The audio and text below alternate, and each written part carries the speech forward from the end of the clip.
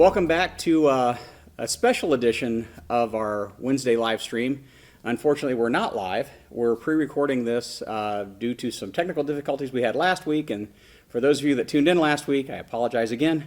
But this will work just as well, if not better, since we're going to pre-record everything for this particular segment. And I'm going to introduce my guest, Nicole Workman. Go ahead and talk about why you're here. All right. Well, thank you, first of all, Mr. Mullins, for having me, not once, but twice. So I appreciate that. We're trying to be flexible in this crazy Absolutely. world, right? Yep. So thank you for that. But my name, again, is Nicole Workman. I am the communications director out at the Marion County Board of Developmental Disabilities. So what we do at the County Board of DD is how we kind of paraphrase it, is we help people in Marion County with developmental disabilities. So that can be a range of different diagnoses. Sometimes it's multiple diagnoses, but we try to help them in any way, shape, or form that we can so that they can succeed and reach their goals in our community. And a big part of that is inclusiveness and also independence. So the mission at the county board is to help people we serve live, learn, and earn in Marion County. So very simple little phrase, but it means a lot, and there's a lot to that. Well, and that's one of the things I think which is good about having this interview is I don't think a lot of people realize how much depth there is to that program and how many people's lives it does affect. Talk about that a little bit, how the population that we serve and so on. Very good. So we serve anyone from birth all the way through death. So currently on our caseload, we have a child who's about 4 months old, and right now our veteran, our most elderly veteran, I guess I'll say, is 79 years old. Wow. So we've been with her every step of the way, since we've been in existence. And we serve about 800 people on an annual basis here in Marion County. That's amazing. Yeah, it really is. And it's can be really little things, like maybe some therapies when they're in early intervention, which is at 0 to 3 ages, and then we don't ever see them again. Or sometimes we serve them there, and they have a pre-existing position, like long-term life diagnosis, but the schools will kind of help them out from about 3 to 22. Then at 22, they may come back to us again because they want a job, or they want to live on their own in the community, or they need some day programming supports, or there's all kinds of different reasons, and there's all kinds of ways that they will weave in and out of our system. So about 800 people annually are the amount of lives that we say we touch on an annual basis, and some of the ways are huge and some of them are very small. So there are people on our caseload that they can't talk, they can't walk, they can't feed themselves or bathroom, so they need 24/7 care.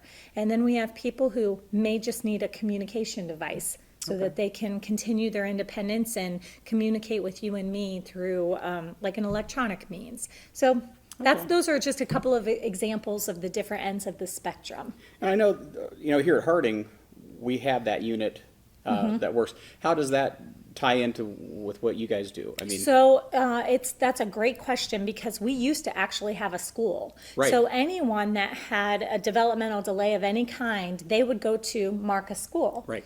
And it was segregated. And that worked, at the time. But parents started to learn that they really didn't want that. They started to become friends with their neighbors, and they saw little Joey down the street getting on the bus every day, and they realized their child liked little Joey. They liked hanging out with them. They thought they were really cool, and they're like, it'd be cool if my kid could go to school with his neighbor, and I bet he would kind of pick things up at a faster pace. It may want to make him grow a little bit quicker because he's seeing all these typical kids around him. And one by one, families started taking their kids out of that segregated environment and putting them into the school district that they were living in. And that's kind of how our doors closed. So we did not close Marcus schools. The parents kind of did. Right. And it really, in most instances, it worked out beautifully, exactly how it would.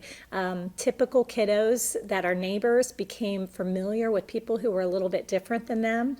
They kind of had compassion for them. They helped them along. I mean, it really was beautiful, you know, and there are still cases today where it's the needs are just too intense. It's more than schools can handle sometimes. So we do have alternative opportunities, and we work with the schools on those. Okay. So Would you like to show the video so we can give the audience a little bit of yeah, so more we do. We information? have this great video that kind of has different levels of the support that we give. Okay.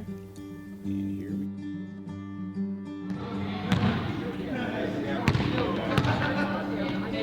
My name is Tabitha Butcher. I am the local coordinator for Marion County Special Olympics.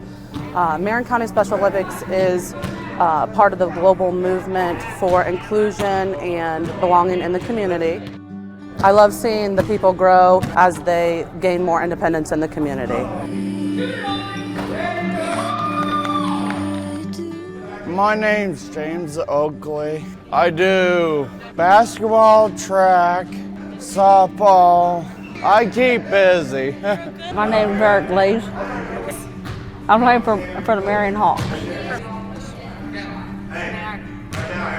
I like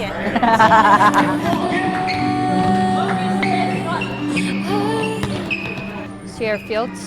I'm going to school to be a vet tech.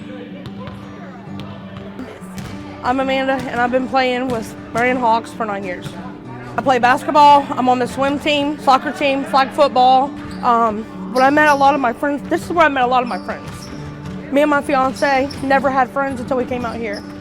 In basketball, and your friends are cheering you on. It's really fun. I love these guys, these are family. There's nothing as lovely as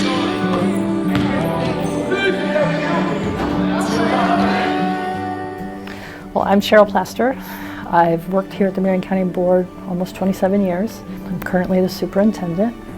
The saying is that it takes a community to raise a child, and it also takes a community to support somebody with disabilities. Some of it is as simple as being kind to your neighbor. Acceptance in a friend speaks volumes to somebody with a disability who feels that they've been isolated.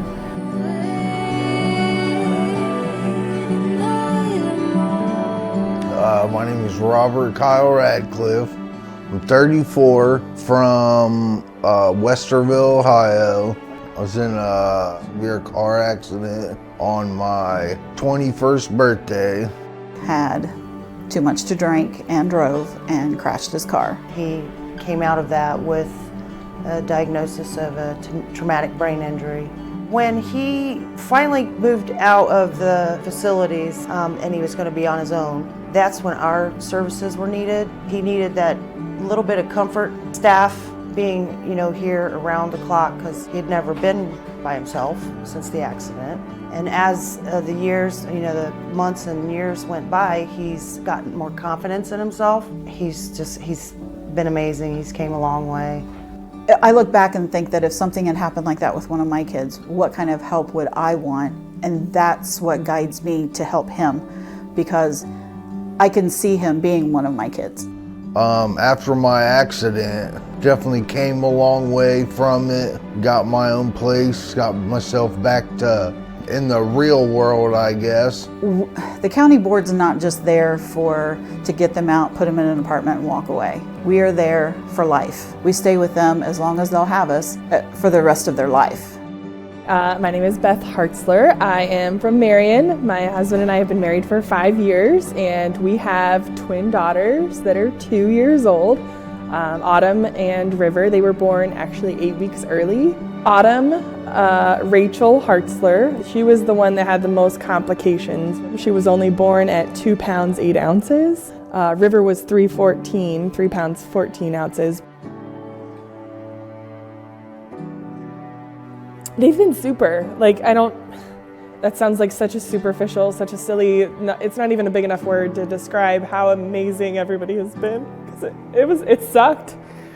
The whole process sucked. We didn't know if we were going to be able to bring 2 people or 3 people, or if even one of us was going to come home for a while, things were really rough.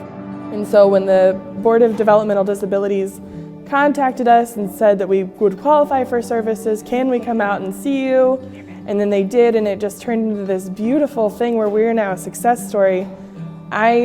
We wouldn't be a success story, you know, it wouldn't happen if there weren't people that were just waiting for the opportunity to help others. That's what they do, is they're just sitting there waiting to utilize the resources that they have to make the world a better place.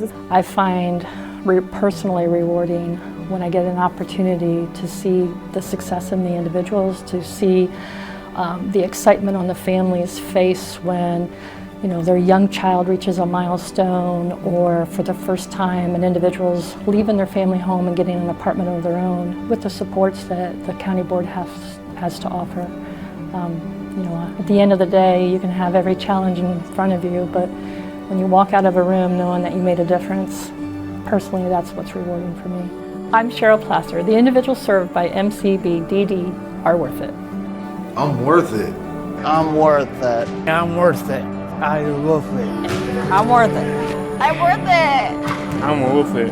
I'm worth it. I'm worth it. I'm worth it. I'm worth it. I'm worth it. I'm worth it. I'm a man. I'm worth it.